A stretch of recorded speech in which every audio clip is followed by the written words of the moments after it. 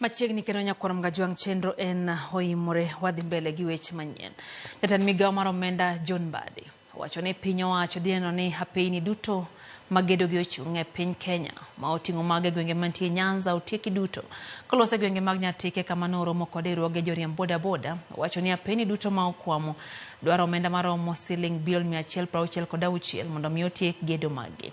Wacho ni kaka jatend migawo mar omenda tije en neno ni omenda oyudre mondo mi tiek godo gedo mag apeyni gi.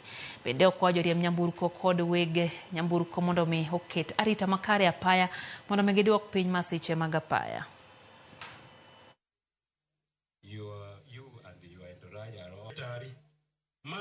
Richard Nyangoko. Yes. The biggest challenge we have had is funding of our roads. Contracts are awarded, but there is no funding.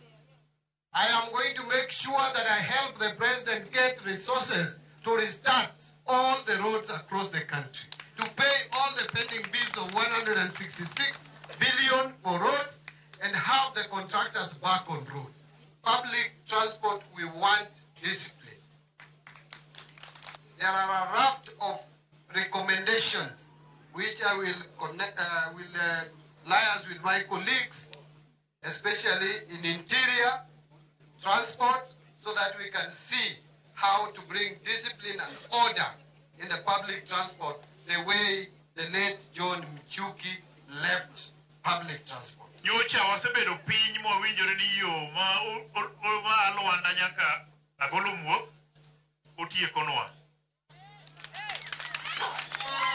Nyocha wachako wuoyo mwawacho ni yo ma agolomwo nyaka Sindo otiekonwa.